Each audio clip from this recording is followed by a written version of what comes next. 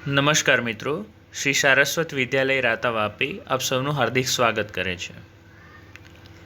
મિત્રો, હું વિશેષ ગોસ્વામી આજે ધોરણ 12 બાયોલોજી વિષયના ચેપ્ટર નંબર 2 વિશે ચર્ચા કરીશ. ચેપ્ટર નંબર 2 સપુષ્પી વનસ્પતિઓમાં લિંગી પ્રજનન. મિત્રો, પાર્ટ 1 થી લઈને 5 સુધીમાં સપુષ્પી વનસ્પતિઓમાં લિંગી પ્રજનનની અંદર ઘણું બધું આપણે શીખી ગયા, જેમાં આપણે આજે પશ્વ ફલન રચનાઓ અને ઘટનાઓ વિશે ચર્ચા કરીશું. આ પહેલાં આપણે ફલનની પ્રક્રિયા જે છે એ સંપૂર્ણ રીતે શીખી ગયા. ચાલો મિત્રો, તો આજે આપણે પશ્વ ફલન રચનાઓ અને ઘટનાઓ વિશે ચર્ચા કરીશું. પશ્વ ફલન એટલે કે ફલન પછીની પ્રક્રિયા. તો ફલન પછીની પ્રક્રિયામાં સૌપ્રથમ આપણે અભ્યાસ કરીશું ભ્રૂણપોષનું નિર્માણ અને તેના પ્રકારો. મિત્રો, પશ્વફલન ઘટનાઓ જે છે એની અંદર કઈ કઈ વસ્તુ બનવા જઈ રહી છે અને આગળના પાર્ટમાં, હવે પછીના પાર્ટમાં આપણે કઈ કઈ વસ્તુ શીખીશું એના વિશે પણ થોડી ચર્ચા કરી લઈએ. તો મિત્રો, તમને અહીં સ્ત્રીકેસર દર્શાવેલું છે, બરાબર છે.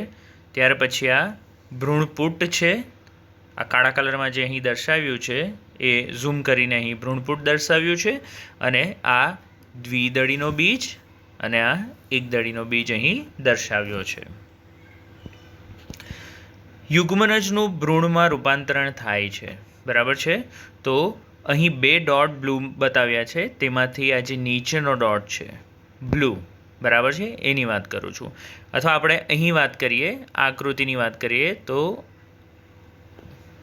અહીં આ ઉલટું છે, બરાબર છે. અહીં ભ્રૂણપુટ ઉલટું છે, બરાબર, એટલે ઉપરની તરફ દેખાશે તમને. તો અહીં યુગ્મનજ જે છે એ યુગ્મનજમાંથી શું બનશે? ભ્રૂણ બનશે. શું બનશે? ભ્રૂણ. તો જ્યારે બીજ વિકાસ પામે ત્યારે ભ્રૂણ ક્યાં હોય? તો તમને ભ્રૂણ દર્શાવી દઉં છું. આ બીજની અંદર દ્વિદળી બીજમાં ભ્રૂણ અહીં દર્શાવ્યું છે, એકદળી બીજની અંદર કંઈક અહીં ભ્રૂણ હોય છે, બરાબર. ઓકે, તો શું યુગ્મનજનું રૂપાંતરણ શેમાં થશે? ભ્રૂણમાં, બરાબર છે. ઓકે મિત્રો, આ ભ્રૂણ જ જવાબદાર છે નવી વનસ્પતિ ઉગવા માટે.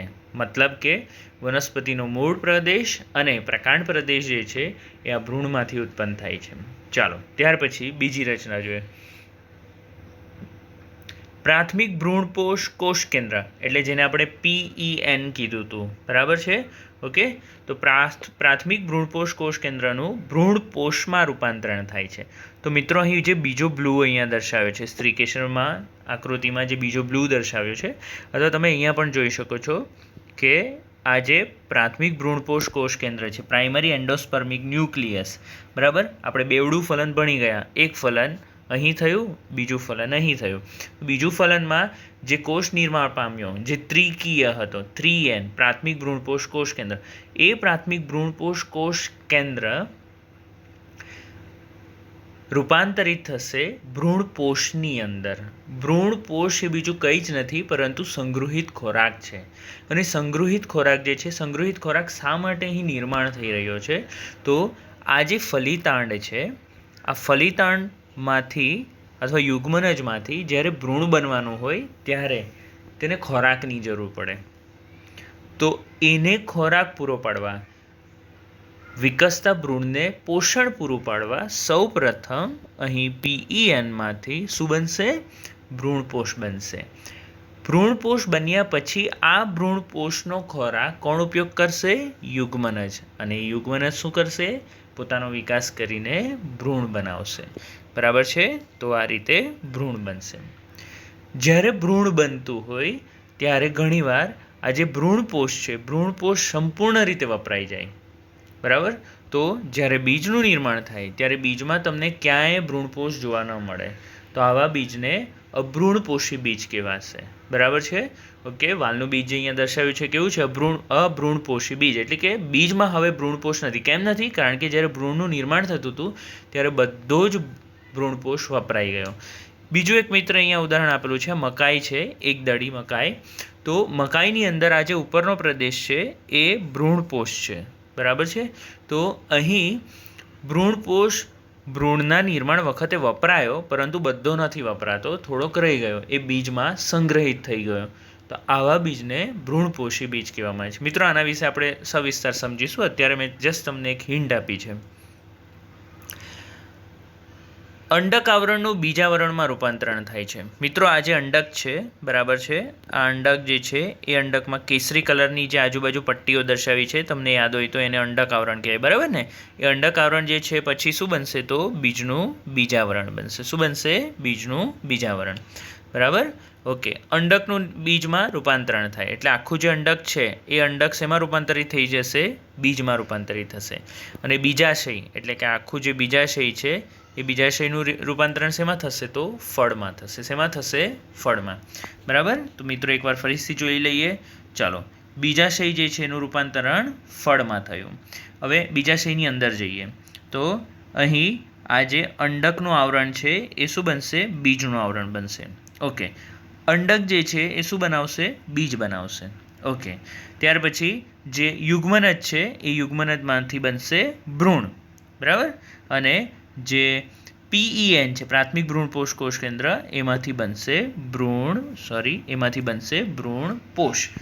જરૂરી નથી કે ભ્રૂણપોષ બીજમાં હાજર જ હોય, કેટલાકમાં હાજર હોય, કેટલાકમાં વપરાઈ ગયો હોવાથી ગેરહાજર હોય, બરાબર? ઓકે. ચાલો આપણે આગળ સમજીશું. સૌપ્રથમ આપણે અહીં ભ્રૂણપોષનું નિર્માણ સમજવાના છે. તો ભ્રૂણપોષનું નિર્માણ અને પ્રકાર, તો તેના વિશે થોડી માહિતી લઈ લઈએ આપણે, બરાબર? પ્રાથમિક ભ્રૂણપોષ કોષ કેન્દ્ર જે ત્રિકીય છે, કેવો છે? ત્રિકીય. તેમાંથી ભ્રૂણપોષનો વિકાસ થાય છે, જે વારંવાર સમવિભાજન પામી ત્રિકીય ભ્રૂણપોષ પેશીનું નિર્માણ કરે છે. એટલે મિત્રો અહીં જે PEN છે, બરાબર, આ જે PEN છે એ PEN બન્યો શેમાંથી? તમને યાદ હોય તો આપણે યાદ કરી લઈએ કે જે દ્વિધ્રુવીય કોષ કેન્દ્ર હતા 2N, બરાબર, વત્તા એક નરજન્યુ, આ બંને વચ્ચે ફલનની પ્રક્રિયા થયેલી અને શું બનેલું? પ્રાથમિક ભ્રૂણપોષ કોષ કેન્દ્ર. એ કેવો હતો? ત્રિકીય. તો ત્રિકીય ભ્રૂણપોષ કોષ કેન્દ્ર સતત શું કરશે? કોષ વિભાજન. અને સમવિભાજનની પ્રક્રિયા દ્વારા એ શું બનાવશે? ભ્રૂણપોષ પેશી બનાવશે. હવે આ ભ્રૂણપોષ પેશીના બધા જ કોષો, સમવિભાજન છે એટલે સ્વાભાવિક છે, 3N કોષમાંથી જેટલા પણ નવા કોષ બનશે એ બધા કેવા હશે? તો એ બધા પણ હશે ત્રિકીય, બરાબર? તો ભ્રૂણપોષ પેશીનું નિર્માણ જે થાય છે પણ કેવું હોય છે? ત્રિકીય હોય છે. કેવું હશે? ત્રિકીય, બરાબર? યાદ રાખજો મિત્રો. અહીં ભ્રૂણપોષમાં ખોરાક સ્ટાર્ચ સ્વરૂપે આવેલો હોય છે, બરાબર છે? ભ્રૂણપોષમાં ખોરાક કયા સ્વરૂપે સંગ્રહ પામે છે? સ્ટાર્ચ સ્વરૂપે. ચાલો એના પ્રકારો જોઈ લઈએ, બરાબર? વિકાસની દ્રષ્ટિએ ભ્રૂણપોષના 3 પ્રકારો છે. મુક્ત કેન્દ્રકીય ભ્રૂણપોષ, ફરીથી બોલું છું, મુક્ત કોષ કેન્દ્રકીય ભ્રૂણપોષ. ત્યાર પછી બીજું છે કોષીય ભ્રૂણપોષ અને ત્રીજું છે હેલોબિયલ ભ્રૂણપોષ. હેલોબિયલ ભ્રૂણપોષને માધ્યમિક ભ્રૂણપોષ પણ કહેવામાં આવે. શું કહેવામાં આવે? માધ્યમિક ભ્રૂણપોષ, બરાબર છે મિત્રો? ઓકે. તો 3 પ્રકારો આપણે જોઈ લઈએ, બરાબર? સૌપ્રથમ આપણે જોઈશું મુક્ત કેન્દ્રસ્થ, અહીંયા લખ્યું જ છે મુક્ત કેન્દ્રસ્થ ભ્રૂણપોષ, બરાબર? ચાલો, આ પ્રકારનો ભ્રૂણપોષ મુખ્યત્વે દ્વિદળી, ખાસ કરીને યુક્ત દલામાં જોવા મળે છે. યુક્ત દલા તમે 11મા ધોરણમાં ભણી ગયા છો, બરાબર છે? જેના દલપત્રો છૂટા હોય ને જોડાયેલા હોય તો એને યુક્ત દલા કહેવાય. જેના દલપત્રો જોડાયેલા હોય તો એને યુક્ત દલા કહેવાય. તો આ પ્રકારના ભ્રૂણપોષ એમાં જોવા મળે? યુક્ત દલા દ્વિદળીની અંદર. કેપ્સેલામાં પણ કોષ કેન્દ્રીય ભ્રૂણપોષ આવેલો હોય છે. એટલે કે આની અંદર તમે મુક્ત કોષ કેન્દ્રીય ભ્રૂણપોષનું ઉદાહરણ લેવું હોય તો તમે દ્વિદળીનું કેપ્સેલા લઈ શકો. આ પ્રકારનો ભ્રૂણપોષ પ્રાથમિક ભ્રૂણપોષ કોષ કેન્દ્રમાં મુક્ત કોષ કેન્દ્રીય વિભાજન દ્વારા થાય છે. મિત્રો યાદ કરી લઈએ આપણે, મુક્ત કોષ કેન્દ્રીય વિભાજન એટલે શું? તો અહીં આ જે કોષ કેન્દ્ર છે, વચ્ચેનું તમને દર્શાવી દઉં છું, આ કોષ કેન્દ્ર છે. કોષ કેન્દ્રનું વિભાજન થશે અને એના વિભાજન દ્વારા ઘણા બધા કોષ કેન્દ્રો નિર્માણ પામશે, પરંતુ કોષ રસનું વિભાજન થશે નહીં. એટલે કે અહીં ભ્રૂણપૂટની અંદર ઘણા બધા કોષો નિર્માણ નથી પામતા. શું થશે? ફક્ત શરૂઆતમાં કોનું વિભાજન થશે? કોષ કેન્દ્રનું જ વિભાજન થશે. કોષ કેન્દ્રનું વિભાજનની સાથે સાથે કોષ રસનું વિભાજન થતું નથી. એટલે અહીંયા કેવી રીતના ઉત્પન્ન થશે? બહુકોષ કેન્દ્રીય રચના ઉત્પન્ન થશે, બરાબર? આમ બહુકોષ કેન્દ્રીય ભ્રૂણપોષનું નિર્માણ થાય છે.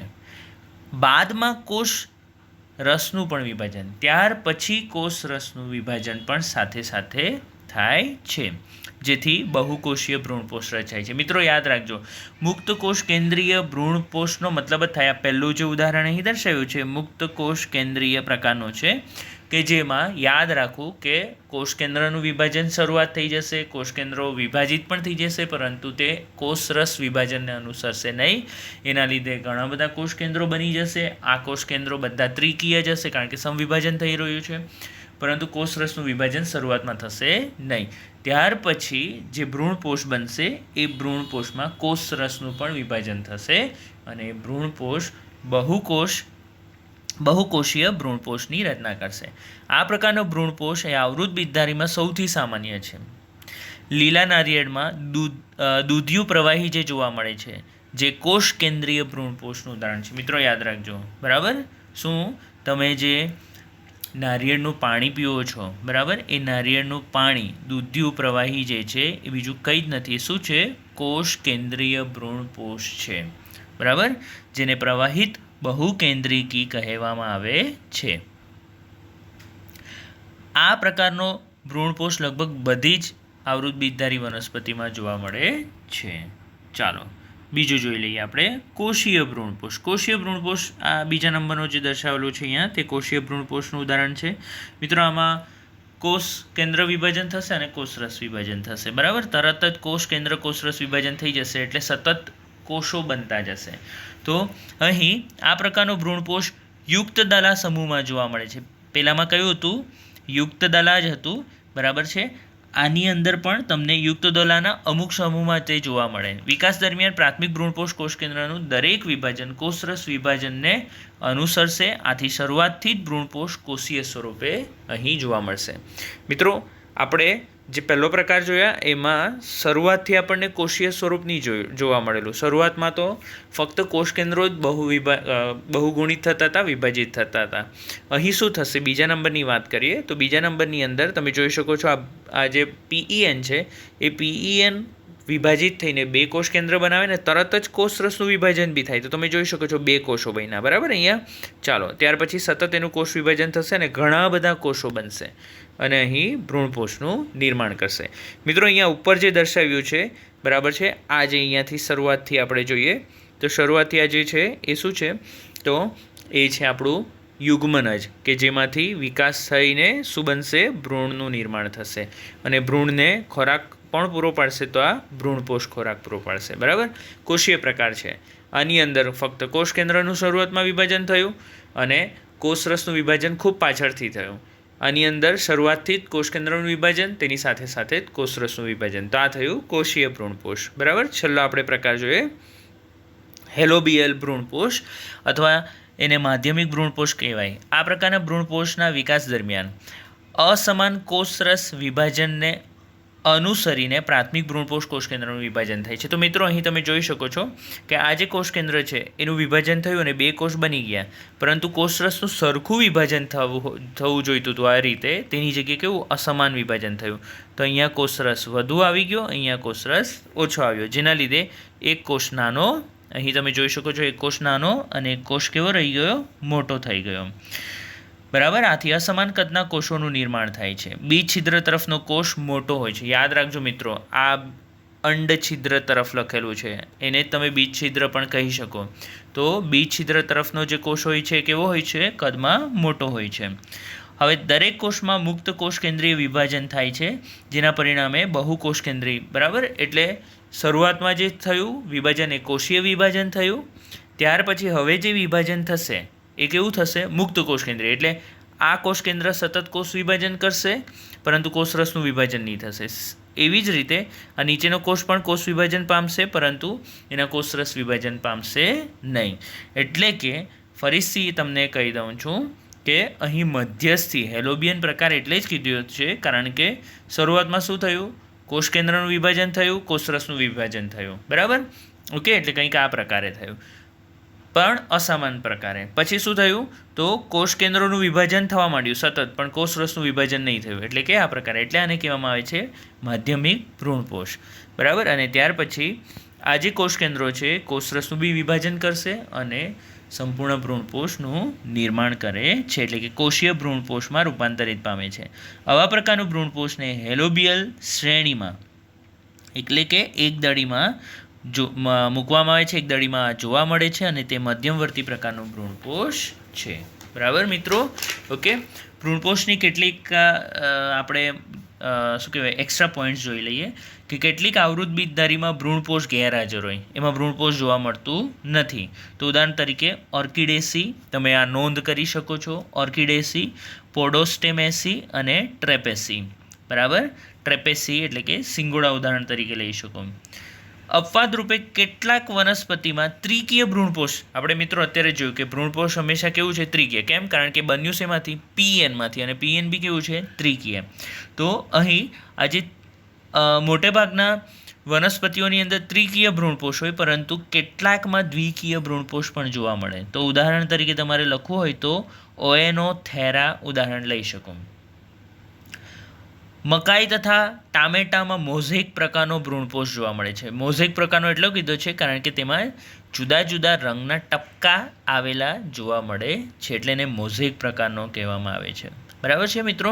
તમે ચોખા, ઘઉં અને મકાઈ ખાઓ છો, એમાંથી સ્ટાર્ચ મળે છે. કેમ? કારણ કે મકાઈ, ઘઉં અને ચોખામાં જે ભ્રૂણપોષ રહી ગયેલો ભ્રૂણપોષ હોય છે એ બીજું કંઈ જ નથી, એ સ્ટાર્ચ છે. મકાઈનું ઉદાહરણ મેં તમને આગળ જ દર્શાવ્યું, તેની અંદર તમે જોયું છે. ચાલો મિત્રો, હવે આપણે જે મુખ્ય ટૉપિક છે આપણો, ખૂબ મહત્ત્વનો, આમાંથી નીટ માટે પણ ઘણા બધા પ્રશ્નો આવી શકે અને લખવા માટે, થિયરી લખવા માટે પણ ખૂબ મહત્ત્વનું છે.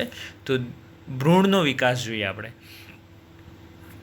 તેમાં આજે ફક્ત આપણે દ્વિદળીમાં ભ્રૂણનો વિકાસ જોઈશું. ત્યાર પછીના પાર્ટની અંદર આપણે એકદળીમાં ભ્રૂણનો વિકાસ જોઈ લઈશું. તો પહેલાં તો આપણે એ ચર્ચા કરી લઈએ, દ્વિદળી વનસ્પતિ કોને કહેવાય? તો જેમાં બે બીજપત્રો હોય, બરાબર, બીજની અંદર બે બીજપત્રો હોય એને દ્વિદળી વનસ્પતિ કહેવાય. બરાબર? એ સિવાય બી તમે એના ઘણા બધા લક્ષણો લઈ શકો છો. બરાબર છે? ચાલો, તો આપણે ભ્રૂણનો વિકાસ જોઈએ. બરાબર મિત્રો? ચાલો, ભ્રૂણનો વિકાસ સમજવા માટે આકૃતિ ખૂબ જરૂરી છે. આ આકૃતિ આપણે ટેક્સ્ટબુકમાં નથી આપી, તો તમે નોંધ કરી શકો છો મિત્રો. બરાબર છે? ઓકે, અને આની PDF પણ મૂકી હશે, તો તમે એમાંથી પણ ડાઉનલોડ કરીને પ્રિન્ટ કરીને રાખી શકો છો. ભ્રૂણનો વિકાસ અંડછિદ્ર નજીક ગોઠવાયેલા દ્વિકીય યુગ્મનજમાંથી થાય છે. બરાબર? તો અહીં આ દ્વિકીય યુગ્મનજ છે. તમને યાદ કરાવી લઉં. બરાબર? આ ભ્રૂણપૂટ છે, અહીં સહાયક કોષો જે વિઘટિત થઈ ગયા છે, અને આપણો જે યુગ્મનજ છે અહીં છે, અને અંડક છિદ્ર છે. બરાબર? યાદ રાખજો મિત્ર. તો આ અંડક છિદ્ર છે. બરાબર છે? ઓકે, ભૂલશો નહીં. આ નીચેની તરફ અંડક છિદ્ર છે. ઓકે, તો આ ફલિતાંડ અથવા તો યુગ્મનજની વાત કરીએ તો ભ્રૂણનો વિકાસ અંડક છિદ્ર નજીક ગોઠવાયેલા દ્વિકીય એટલે કે 2N યુગ્મનજમાંથી થાય. આવશ્યક જથ્થામાં ભ્રૂણપોષનું નિર્માણ, આપણે ઓલરેડી ભ્રૂણપોષ બનાવી ચૂક્યા છે, જેમાં ખોરાક છે. બરાબર છે ને? તો આવશ્યક જથ્થામાં ભ્રૂણપોષનું નિર્માણ થઈ જાય ત્યારબાદ યુગ્મનજનું વિભાજન શરૂઆત થઈ જાય છે. એટલે ભ્રૂણપોષ એકવાર બની ગયું, ખોરાક તૈયાર છે, એટલે હવે આ જે ફલિતાંડ અથવા યુગ્મનજ છે એનો વિકાસ થવાનું ચાલુ થશે, વિભાજન થવાનું ચાલુ થશે. વિકસતા ભ્રૂણને પોષણ પૂરું પાડવા માટેનું આ એક વિશિષ્ટ અનુકૂલન છે કે ભ્રૂણપોષ પહેલાં જ બની જાય. દ્વિદળી, ઉદાહરણ તરીકે કેપ્સેલા વનસ્પતિમાં સૌપ્રથમ યુગ્મનજનું અનુપ્રસ્થી વિભાજન થાય. અનુપ્રસ્થી વિભાજન એટલે શું મિત્રો? તો આ કોષ હોય અને એનું વિભાજન આ રીતે થાય અને બે કોષો આ રીતે બને, તો એને અનુપ્રસ્થી વિભાજન કહેવાય. બીજું એક જોઈ લઈએ, આયમ વિભાજન કોને કહેવાય? તો આ રીતે વિભાજન થાય અને એના દ્વારા કોષો આ રીતે બહુગુણી થાય, તો આને શું કહેવામાં આવે? આયામ વિભાજન. યાદ રહેશે મિત્રો? આ છે અનુપ્રસ્થ વિભાજન અને આ છે આયામ વિભાજન. આયામ એટલે સીધી લીટીથી, અનુપ્રસ્થ એટલે આડી લીટીથી. બરાબર? તો કેપ્સેલામાં સૌપ્રથમ યુગ્મનજનું અનુપ્રસ્થ વિભાજન, તમે મિત્રો જોઈ શકો છો, આનું અનુપ્રસ્થ વિભાજન થયું અને આ બે કોષો બની ગયા. બરાબર છે? ઓકે, બે કોષો નિર્માણ પામે છે. પરિણામે બે કોષો નિર્માણ પામે, પરંતુ અસમ કદના કોષો નિર્માણ પામે. તેમાંનો મોટો અને અંડછિદ્ર તરફ આવેલો કોષને તલસ્થ કોષ કહેવાય. તો નીચેનો જે કોષ છે, બરાબર, અને અહીંયા અંડછિદ્ર છે. બરાબર? આપણે પહેલાં જ જોઈ લીધું, આ યુગ્મનજ હતું, તો અંડછિદ્ર અહીંયા છે. તો અંડછિદ્ર તરફનો જે કોષ છે એને આપણે શું કહીશું? જે કદમાં મોટો છે એને શું કહીશું? તલસ્થ કોષ કહીશું. શું કહીશું? તલસ્થ. નાનો અને અંડનાલ અથવા નાભી તરફ આવેલો કોષને અગ્રસ્થ કોષ કહીશું. એટલે જે ઉપરનો કોષ છે એને શું કહીશું આપણે? અગ્રસ્થ કોષ. તો આ થઈ ગયો આપણો અગ્રસ્થ કોષ અને આ થયો આપણો તલસ્થ કોષ. બરાબર. ચાલો હવે આપણે પૂર્વ ભ્રૂણ કેવી રીતે બને છે એના વિશે ચર્ચા કરીએ. તો હવે તલસ્થ કોષ અનુપ્રસ્થ વિભાજન પામે અને અગ્રસ્થ કોષ આયામ વિભાજન પામે. બરાબર. ચાલો તો પહેલાં સમજી લઈએ તલસ્થ કોષ કેવો વિભાજન પામશે? અનુપ્રસ્થ. તો તમે જોઈ શકો છો અનુપ્રસ્થ વિભાજનના લીધે બે કોષો આવી રીતે બન્યા અને જે અગ્રસ્થ કોષ છે એનું વિભાજન કેવું થયું? આયામ વિભાજન. તો એના લીધે બે બાજુમાં કોષો દેખાય છે ને તમને આ રીતે. બરાબર. કંઈક આ રીતની રચના બની. બરાબર. ઓકે. તો અનુપ્રસ્થ કોષ જે છે મિત્રો, એક કામ કરીએ આપણે થોડું ઝૂમ કરશું એટલે તમને વધારે ખ્યાલ આવશે. બરાબર. તલસ્થ કોષનું અનુપ્રસ્થ વિભાજન. બરાબર. એના લીધે એક કોષ અહીંયા અને એક કોષ અહીંયા. ઓકે. ચાલો આયામ કોષનું અગ્રસ્થ કોષનું આયામ વિભાજન. એના લીધે એક કોષ અહીંયા અને એક કોષ અહીંયા. બરાબર. તો ઉપરના બે અગ્રસ્થ કોષ છે અને નીચેના બે તલસ્થ કોષ છે. આ પ્રકારે અસ્તિત્વ આવતી 4 કોષીય રચનાને પૂર્વ ભ્રૂણ કહેવામાં આવે છે. તો મિત્રો આને શું કહેવામાં આવે? પૂર્વ ભ્રૂણ. બરાબર. ફરીથી જોઈ લો. આ મિત્રો ખૂબ મહત્વનું છે, નીટ માટે ખૂબ મહત્વનું છે. આપણા ટેક્સ્ટબુકમાં બહુ શોર્ટમાં આપ્યું છે. અહીં થોડું સવિસ્તાર સમજી રહ્યા છે આપણે. ફલિતાંડ, તેનું અનુપ્રસ્થ વિભાજન, ઉપરનો કોષ નાનો, નીચેનો કોષ મોટો, નીચેનો જે અંડછિદ્ર તરફનો કોષ છે ને તલસ્થ કોષ કહીશું, ઉપરના કોષને અગ્રસ્થ કોષ કહીશું, અગ્રસ્થ કોષનું આયામ વિભાજન અને તલસ્થ કોષનું અનુપ્રસ્થ વિભાજન. બરાબર. અને એના લીધે 4 કોષીય રચના ઉદ્ભવશે જેને આપણે શું કહીશું? પૂર્વ ભ્રૂણ. આ પૂર્વ ભ્રૂણ જે છે એ પૂર્વ ભ્રૂણ હવે શું થશે? તો ધીરે ધીરે વિકાસ પામી ગોળાકાર રચના. બરાબર છે. અથવા તો આ લઈ શકો ગોળાકાર રચના, ત્યાર પછી હૃદયાકાર રચના અને ત્યાર પછી પુખ્ત ભ્રૂણમાં રૂપાંતરણ પામે છે. બરાબર છે. તો ગોળાકાર, હૃદયાકાર અને પુખ્ત ભ્રૂણમાં અહીં ધીરે ધીરે વિકાસ પામે છે. બરાબર. વિકાસના કેટલાક તબક્કાઓ છે જે અહીં સમજવાના બાકી છે, તો આપણે તે પણ ચર્ચા કરી લઈશું. ઓકે. ચાલો પૂર્વ ભ્રૂણ સુધી પહોંચી ગયા. હવે નિલંબ કેવી રીતે બનશે તે. તો નિલંબ ક્યાં છે? આકૃતિમાં અહીંયા નિલંબ દર્શાવ્યું છે. બરાબર. ચાલો ચર્ચા કરીએ. તો બે તલસ્થ કોષોમાંનો અંડછિદ્રની નજીક આવેલો તલસ્થ કોષ હવે વિભાજન પામતો નથી. કેટલાકમાં એવું લખ્યું છે કે તલસ્થ કોષ ક્યારે વિભાજન પામતો નથી. કેટલાકમાં લખ્યું છે કે બંને તલસ્થ કોષ સતત વિભાજન પામે અને અહીં કઈ રીતે વિભાજન પામશે? અનુપ્રસ્થ રીતે વિભાજન પામશે અને એક કોષોનો લંબ બનાવશે. બરાબર. ઓકે. અહીં સતત અનુપ્રસ્થ વિભાજન પામે છે અને 20 થી 25 કોષોની બનેલો એક તંતુ જેવી રચના બનાવે છે. તો તમે જોઈ શકો છો અહીં તંતુ જેવી એક રચના બનાવી. બરાબર છે. કોણે? તલસ્થ કોષોએ વિભાજન કરીને. કેવા? તો અનુપ્રસ્થ વિભાજન કરીને. આ રચનાને નિલંબ કહેવામાં આવે. આ રચનાને શું કહેવામાં આવે? નિલંબ.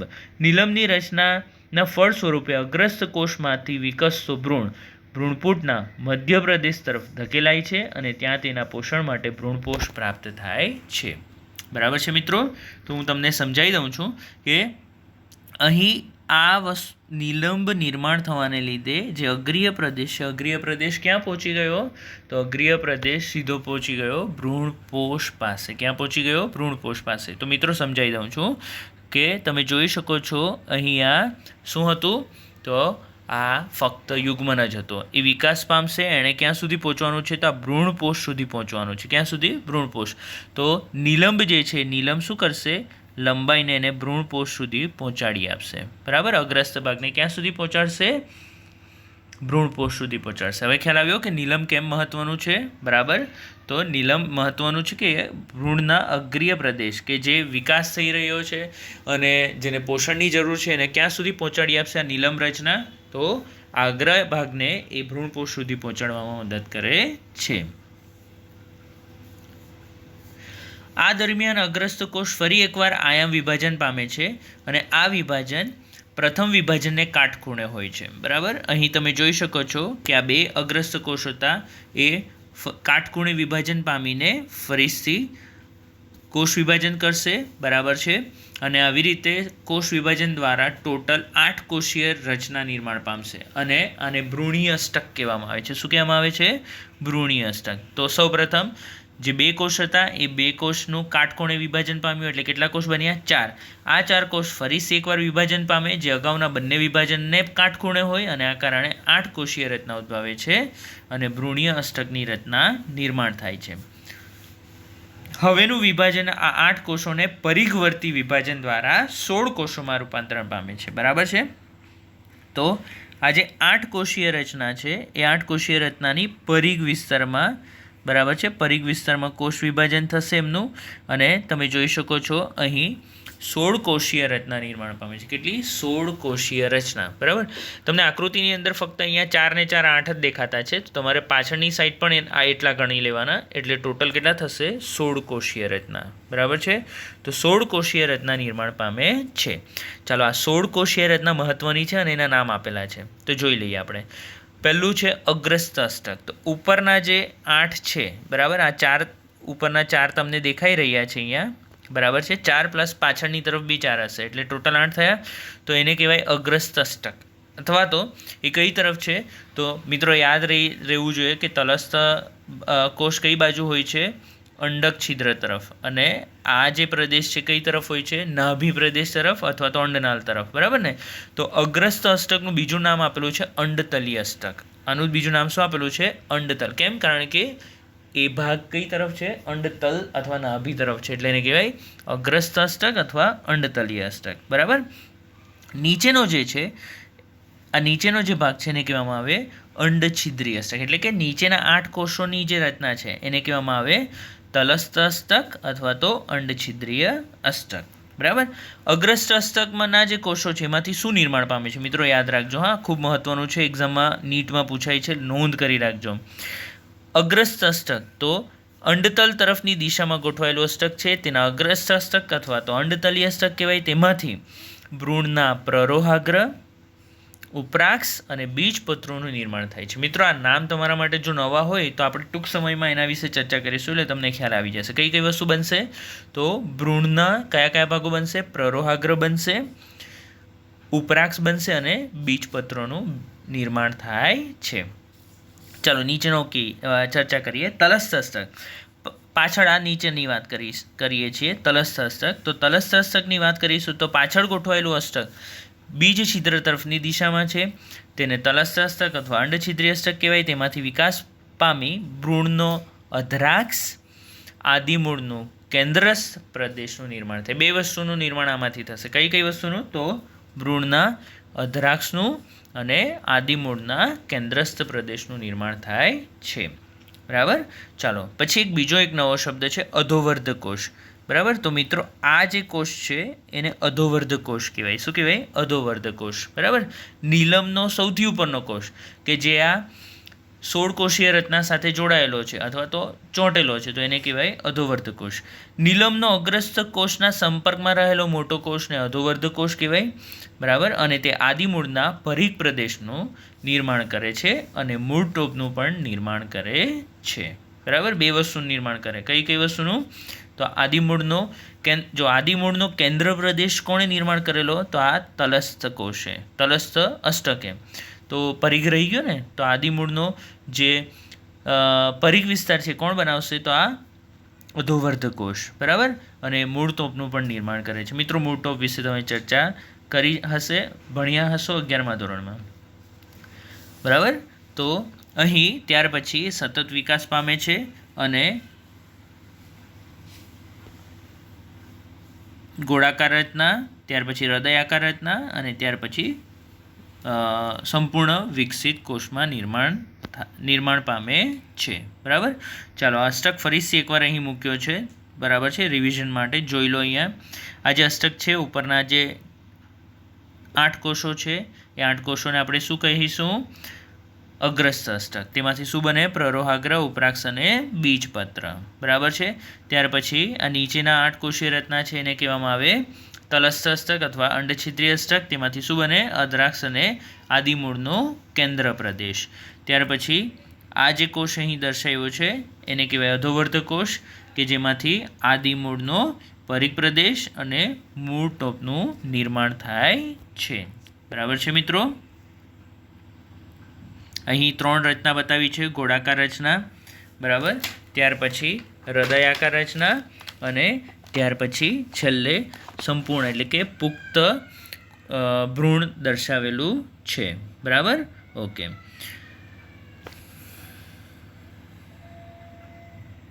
ચાલો આપણે બીજપત્રની પણ થોડી અહીં ચર્ચા કરી લઈશું,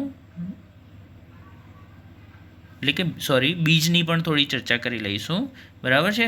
ચાલો, જે બીજ હોય છે એ બીજની અંદર ભ્રૂણ જોવા મળે. બરાબર? અને ભ્રૂણની રચના વિશે જ આપણે ચર્ચા કરીશું. બરાબર?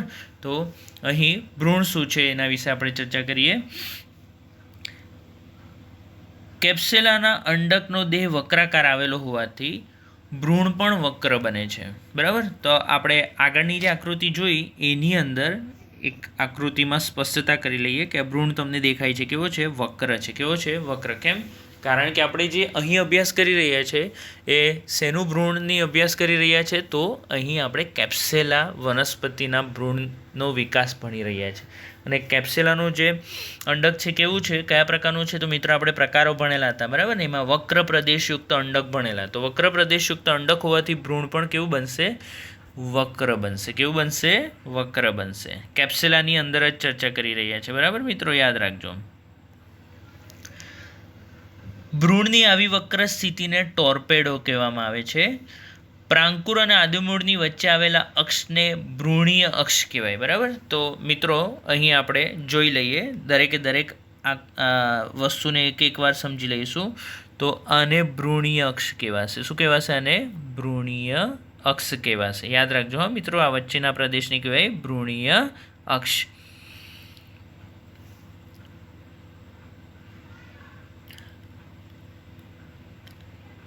ભ્રૂણીય અક્ષની પાર્શ્વીય બાજુએ બંને બીજપત્રો આવેલા હોય છે. બરાબર? તો આ અને આ જે છે બંનેને શું કહીશું આપણે? બીજપત્રો કહીશું. શું કહીશું? બીજપત્રો. બે બીજપત્રના ભ્રૂણના અગ્રસ્થ છેડાને પ્રાંકુરનું ભ્રૂણાગ્ર કહેવાય અને તેમાંથી પ્રાંકુર નિર્માણ પામે. ઓકે. તો આ જે અક્ષ છે અથવા મુખ્ય ધરી છે, બરાબર, એનો જે ટોચનો પ્રદેશ છે, બરાબર, એને ભ્રૂણાગ્ર કહેવાય. એને શું કહેવામાં આવે? ભ્રૂણાગ્ર. અને એમાંથી શું નિર્માણ પામે છે? પ્રાંકુર નિર્માણ પામે. એટલે શું? તો જે વનસ્પતિ છે એ વનસ્પતિનો અગ્રસ્થ પ્રદેશ જે છે એ તેમાંથી ઉત્પન્ન થાય છે. તો ભ્રૂણધરીનો સૌથી ઉપરનો જે પ્રદેશ છે એને શું કહીશું? ભ્રૂણાગ્ર પ્રદેશ. અને ભ્રૂણાગ્ર પ્રદેશમાંથી ભવિષ્યમાં શું બનશે? પ્રરોહતંત્ર. શું બનશે? પ્રરોહતંત્ર બને છે. ફરીથી એકવાર કહી દઉં છું, આ જે છે ને ભ્રૂણાગ્ર કહેવાય અને એમાંથી બનશે પ્રરોહતંત્ર. બરાબર? ચાલો, ત્યાર પછી અહીં એની નીચેનો જે પ્રદેશ છે, આ જે પ્રદેશ છે, બરાબર, એ પ્રદેશને કહેવામાં આવે છે, આપણે આગળ જે એક સ્લાઇડ જોઈ એની અંદર ઘણા બધા નામ આવ્યા, બરાબર છે, એને એમાંથી એક આવેલું હતું ઉપરાક્ષ. તો આ પ્રદેશ જે છે ને ઉપરાક્ષ કહેવાય. બરાબર? તો ઉપરાક્ષ એટલે શું? તો ભ્રૂણધરીથી લઈને ભ્રૂણાગ્ર આ બેની વચ્ચેનો જે પ્રદેશ છે એને આપણે કહીશું ઉપરાક્ષ. બરાબર? ચાલો, ત્યાર પછી આ જે ભ્રૂણધરીનો સૌથી નીચેનો પ્રદેશ અથવા તો ભ્રૂણનો સૌથી નીચેનો જે પ્રદેશ છે એને કહેવામાં આવે છે ભ્રૂણમૂળ. મિત્રો અહીંયા નીચે લખેલું છે, યાદ રાખજો હા, ભ્રૂણમૂળ. તો આને ભ્રૂણમૂળ કહેવાય. ભ્રૂણમૂળમાંથી શું ઉત્પન્ન થાય? તો ભ્રૂણમૂળમાંથી મૂળતંત્ર ઉત્પન્ન થશે. વનસ્પતિ જ્યારે આમાંથી બનશે, આ બીજમાંથી અને આ ભ્રૂણમાંથી, ત્યારે મૂળ પ્રદેશમાંથી મૂળ ઉત્પન્ન થાય છે. હવે મુખ્યધરી અને ભ્રૂણમૂળ આ વચ્ચેનો જે પ્રદેશ છે એને કહેવામાં આવે અધરાક્ષ. શું કહેવામાં આવે? અધરાક્ષ. બરાબર? ચાલો, તો અહીં ફરીથી એકવાર તમને બધી જ વસ્તુ સમજાવી દઉં છું. આ મુખ્યધરી, બરાબર છે, આ મુખ્ય અક્ષ છે. ચાલો, આ ટોચનો પ્રદેશ છે એને શું કીધું આપણે? ભ્રૂણાગ્ર. ભ્રૂણાગ્રમાંથી શું ઉત્પન્ન થાય? પ્રરોહતંત્ર. ઓકે. નીચેનો જે પ્રદેશ છે તેને કહીશું આપણે ભ્રૂણમૂળ અથવા આદિમૂળ. એમાંથી શું ઉત્પન્ન થશે? તો એમાંથી ઉત્પન્ન થશે મૂળતંત્ર. ચાલો, મુખ્યધરીથી આટલો જે પ્રદેશ છે એને શું કહીશું? અધરાક્ષ. અને આ જે પ્રદેશ છે એને શું કહીશું? ઉપરાક્ષ. બરાબર? ચાલો, તો આદિમૂળ જે છે, આ આદિમૂળ શેમાંથી બન્યું? તો કયા કોષોમાંથી નિર્માણ પામ્યું? તલસ્થ અષ્ટકમાંથી. બરાબર છે. ચાલો, ત્યાર પછી જે ઉપરનું છે એટલે કે ભ્રૂણાગ્ર છે અથવા પ્રરોહાગ્ર છે, શેમાંથી બન્યું? તો અગ્રસ્થ અષ્ટકમાંથી. ઓકે, ચાલો. ઉપરાક્ષ શેમાંથી બન્યું? તો અગ્રસ્થ અષ્ટકમાંથી. બરાબર. ચાલો, અદ્રાક્ષ શેમાંથી બન્યું? તો તલસ્થ અષ્ટકમાંથી. બરાબર. ચાલો, ત્યાર પછી આદિમૂળ જે છે, બરાબર છે, આદિમૂળનો પરિઘ વિસ્તાર જે છે એ શેમાંથી બન્યો? તો અધોવર્ધ કોષમાંથી. શેમાંથી બન્યો? અધોવર્ધ. તો મિત્રો અહીં બધી જ વસ્તુની ચર્ચા આપણે કરી લીધી છે. બરાબર છે. આ સ્લાઇડની અંદર મોટે ભાગની આપણે ચર્ચા કરી લીધી છે. બરાબર છે. શાંતિથી એકવાર ફરીથી જોજો. આ વિડીયોઝ વારંવાર જોશો તો તમને વધુ ખ્યાલ આવશે. આપણી એનસીઆરટી બુક સિવાય સ્ટેટ બોર્ડની જે જૂની બુક છે એની અંદર પણ સવિસ્તર સમજાવ્યું છે. તમે એકવાર શાંતિથી જોશો તો તમને ચોક્કસથી ખ્યાલ આવી જશે. બરાબર છે. આપણે આજે દ્વિદળીની અંદર ભ્રૂણનો વિકાસ જોયો. હવે નેક્સ્ટ ટાઈમ આપણે એકદળીની અંદર ભ્રૂણનો વિકાસ જોઈશું. Thank you so much.